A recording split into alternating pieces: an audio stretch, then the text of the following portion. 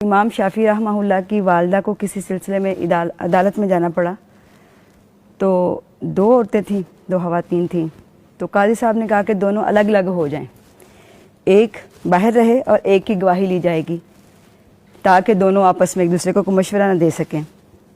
تو امام شافعی رحمہ اللہ کی والدہ نے کہا کہ نہیں، ہم دونوں اکٹھی گواہی دیں گے۔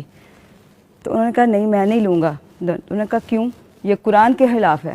یعنی اتنا قرآن پہ ہولڈ تھا ان کو، ان کا یہ قرآن کے خلاف بات ہے کہ قرآن تو کہتا ہے ان تضل احداہما فتذکر احداہما الاخری، اگر ایک بھول جائے تو دوسری اس کو یاد دلا دے، اس لیے ہم دونوں ہی گواہی دیں گی۔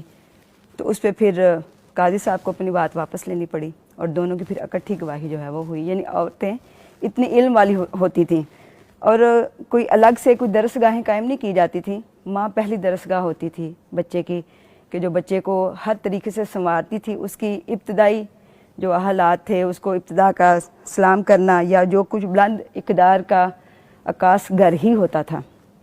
وہ صرف سکونت کے لیے نہیں تھا، وہ درس گاہ بھی تھا۔ جیسے عمر بن عبدالعزیز کے دور میں بھی جب عمر بن عبدالعزیز برسر اقتدار آئے تو انہوں نے خواتین جو کام کر رہی تھیں اس وقت اپنے گھروں میں، اس وقت کی ایک مشہور خاتون تھیں، تابعہ تھیں، عمرہ بن عبد الرحمن، وہ اسد بن زرارہ رضی اللہ تعالیٰ عنہ کی پوتی تھیں۔ تو ان کو ایسا ہولڈ تھا فقہ پہ اور حدیث پہ کہ ان کے پاس بہت سے مرد جو ہیں وہ تدریس کے لیے آیا کرتے تھے، بلکہ عمر بن عبدالعزیز نے آرڈر کیا کہ ان کے جو فتاوی ہیں ان کو باقاعدہ لکھا جائے سرکاری طور پہ۔ ماشاءاللہ۔ تو یہ صورتحال تھی اس وقت کہ خواتین ہر کام میں اپنا حصہ ڈالا کرتی تھیں۔